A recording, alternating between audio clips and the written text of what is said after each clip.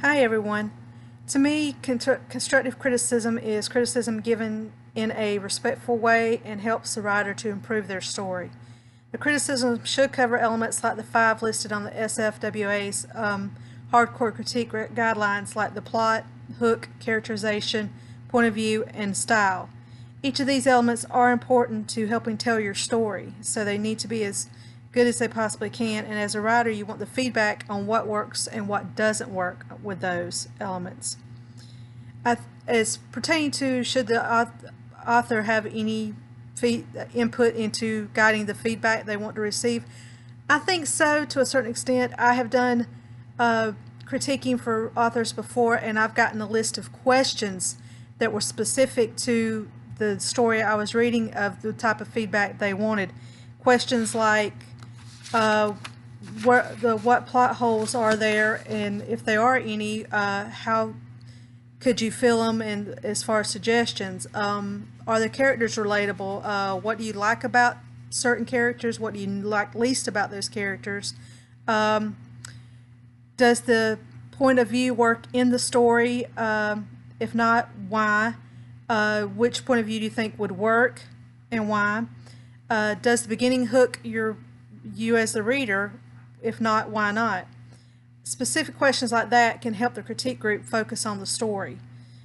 My primary goals in giving feedback is to give the feedback that shows the author what works, what doesn't work, where there might be plot holes, whether or not the character is relatable, things like that, and in hopes that it will help the writer to make their story better. And another thing I found was the hardcore critique guidelines, which was talked about as the 5 points. Another thing was I liked was the NSHU critique guidelines and how they broke down between the author and the reviewer and what's expected. One of the things they point out as far as being the reviewer is you're critiquing the work, not the person or genre. Your goal is to help your fellow authors achieve their goals. Keep your personal judgments about the subject matter to yourself, and you may not be the intended audience for the work, but you should analyze it to the best of your ability as if you were the intended audience. Another thing is the critique should include both the strengths and the weaknesses of the work, including the specific examples of what works or doesn't work and why. And then as the author, the number one thing they have down here is to listen to or read the critique carefully, avoiding any desire to defend your choices. I talked about that in a previous thing as far as critiquing and the guidelines.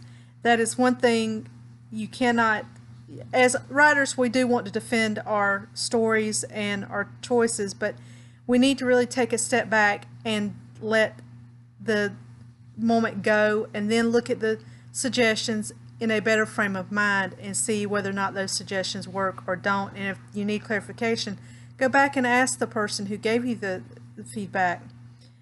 And Stephen King I'm reading Stephen King's own writing, and one thing he says is he gives his manuscript to 6 to 8 people, and one of those people is his wife Tabitha.